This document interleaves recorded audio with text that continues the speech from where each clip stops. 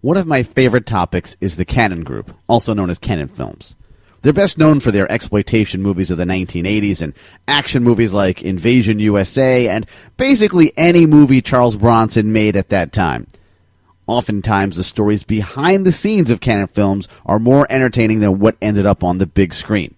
You may remember that we discussed Cannon Films in our episode, Lambada vs. the Forbidden Dance. Today, we're going to take a look at how Cannon signed a major star to supposedly the richest deal in entertainment history to make a movie for them, and how quickly it all fell apart. My name is Dan Delgado. Welcome to the industry.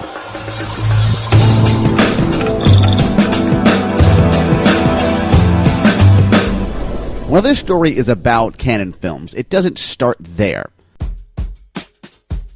It starts back in 1983 at Universal Studios when producer Walter Mirisch buys the rights to the Elmore Leonard novel Lebra Vu for about $250,000. Leonard is brought in to adapt his own novel, but Universal doesn't like the script and eventually it all goes into turnaround. However, in 1984, the project picks back up again when Oscar-winning actor Dustin Hoffman agrees to star. Elmore Leonard gets right to work making script revisions. A lot of script revisions, all made to please a seemingly unpleasable Dustin Hoffman. But this doesn't come to pass because Universal can't make an official deal with Dustin Hoffman. Hoffman's asking price at the time was $6.3 million and a whopping 22.5% of the gross. This was unheard of. The next year, 1985, Mirisch is still trying to get Lebra Vu made and puts together a different package.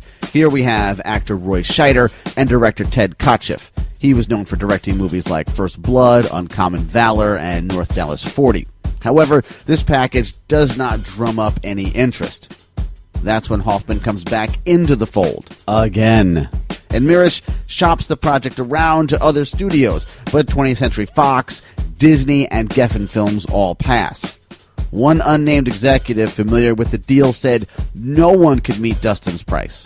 Mirisch even has director Martin Scorsese attached to direct at one point, but still couldn't get a deal thanks to Hoffman's high price. This is where we get to Cannon Films.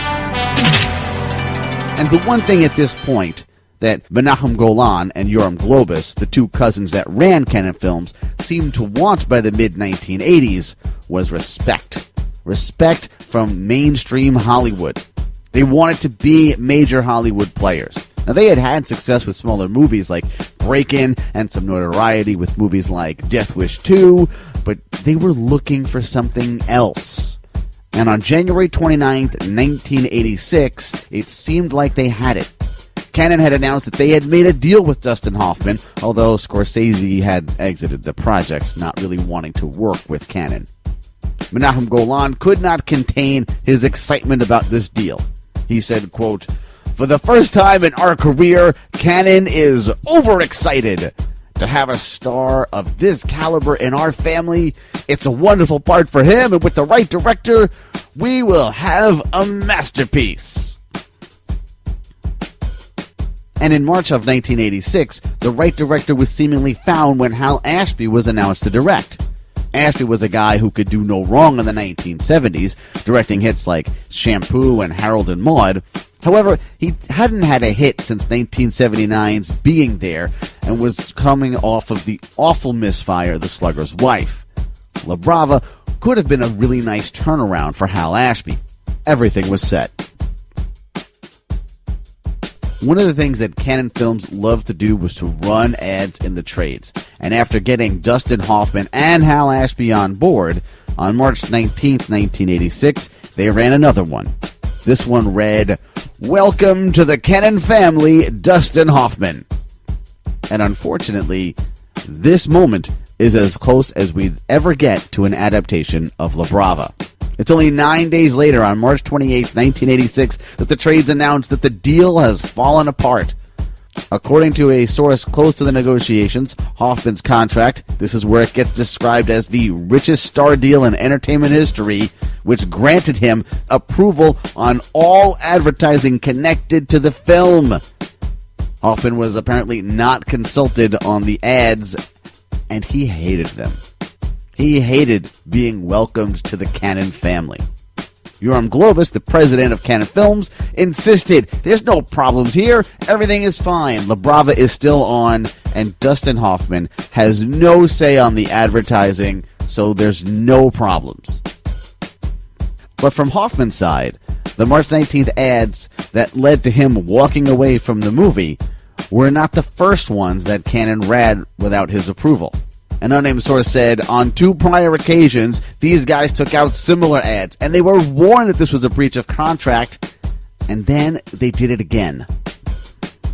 Hoffman claimed that Mirisch set up the Cannon deal without telling him. He said, quote, I didn't back out. I flew out. I was frightened of Cannon. They could do anything and would do anything. According to Mirisch's autobiography, he says it wasn't him who set the deal up, but rather another fella by the name of Burt Fields. Fields called Cannon Films because he knew Cannon would be the only ones willing to pay Hoffman's price. And who was Burt Fields? None other than Dustin Hoffman's own attorney. According to a Hal Ashby biography, Hoffman was insecure about the idea of his character falling in love with an older movie star. Ashby had wanted Debbie Reynolds to play the older movie star, which would have been an interesting pairing to say the least. Reynolds, in case you're wondering, was only 5 years older than Dustin Hoffman. After exiting Lebra Vu, Hoffman would go on to star in the infamous 80s flop Ishtar. As for Cannon Films, it was business as usual. The next Monday after the fallout with Hoffman, they took out 2 more Welcome to the Cannon Family ads.